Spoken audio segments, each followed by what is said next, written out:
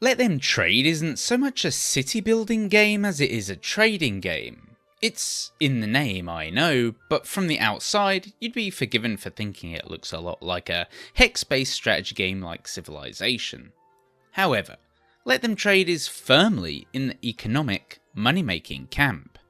That might sound boring, but because of its relaxed vibe, it's quickly become a game that I can't put down.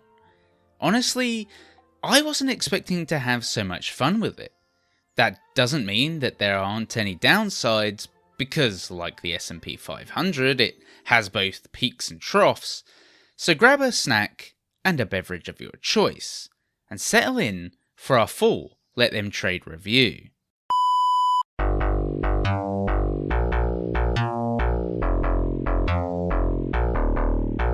Let's state the obvious. Yes, Let Them Trade looks like Civilization, or insert other hex-based strategy game here. But once you get stuck into the game, you start to realise that it really does carve out its own niche. For instance, simply pan the camera around and you'll realise that you're playing a real board game similar to Catan, on a real table, in a real room, with a real cat.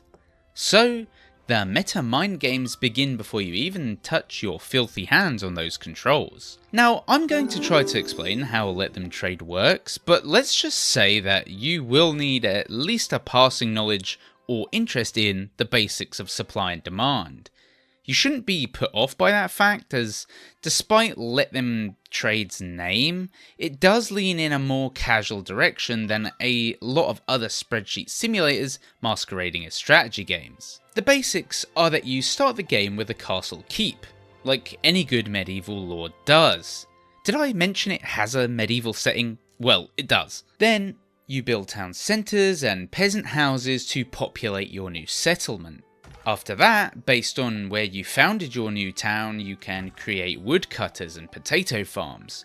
There's an upgrade tree that then allows you to unlock and build more types of buildings so that you can then mine stone, fish, and more.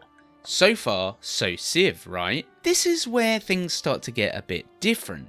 You need to connect these towns together and to your castle by creating a road so that they can trade. At a basic level, you can create whatever types of industry wherever you want, but this is where the supply and demand starts to come into play. For example, if one town is near lots of trees, then it's best to dedicate that town to logging. Another town that's near, say, fertile fields would be a good place to build several potato farms. The reason that you want to create hubs of industry rather than diversifying each town so that it creates a little bit of everything is to create trade. If a town creates lots of one product, it has a surplus and then trades that product with the other town. The potato farming town, for instance, will be lacking in wood because it doesn't have any way to fell trees, and vice versa. This forces each town to import from one another, driving prices up. But why would you do that, I hear you scream, and that's a good question. As king of this kingdom, or queen if you're fabulous, you're entitled to taxes. And taxes are paid every time one settlement purchases items from the other. That's right, we're creating a burdensome economy for the little guy in his hovel, while we sit back in our ivory tower and reap the benefits because we can.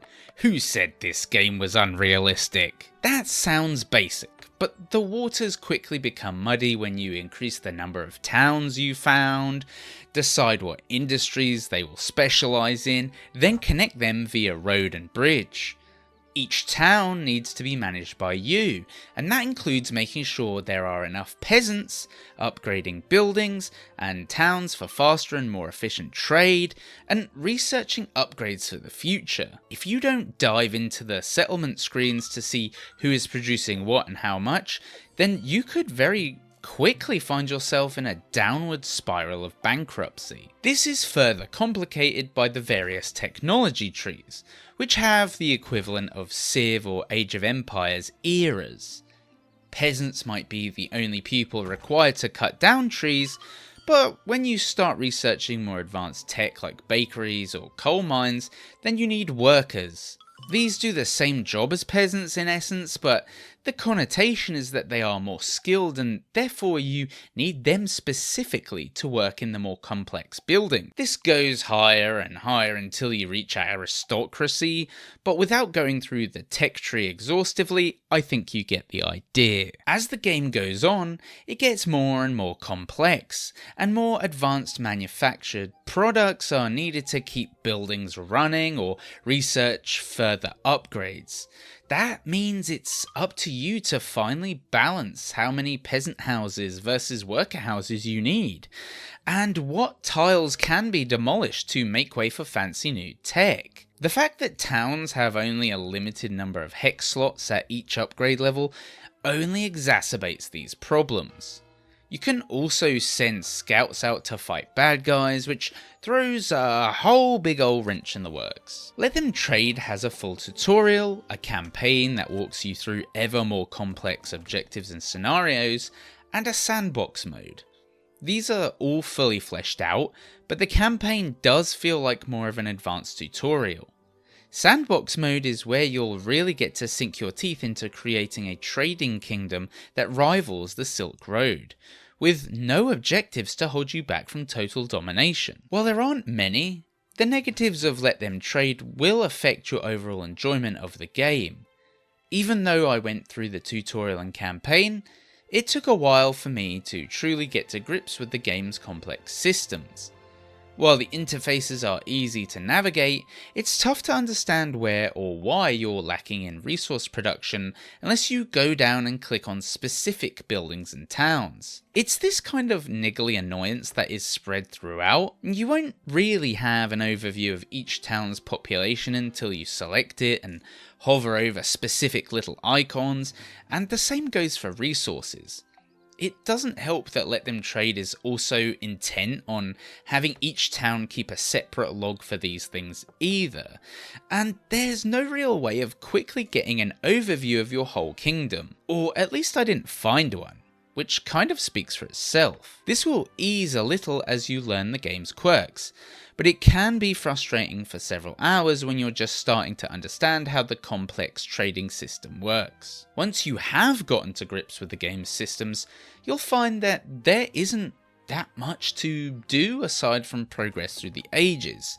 Whereas a game of Civilization usually ends with Gandhi firing nukes all over the place, Let Them Trade simply doesn't have that kind of jeopardy. It's a game for those who really do enjoy trading, statistics and efficiency. A more casual version of something like Crusader Kings, Stellaris or Factorio. Regardless, I very much enjoyed playing Let Them Trade, and I found myself playing more and more, getting addicted to watching the little carts haul resources and trading goods to and fro. Let Them Trade markets itself as a casual game, and it is considering the genre it is in, but it isn't casual in the sense that you wouldn't let your grandma try this.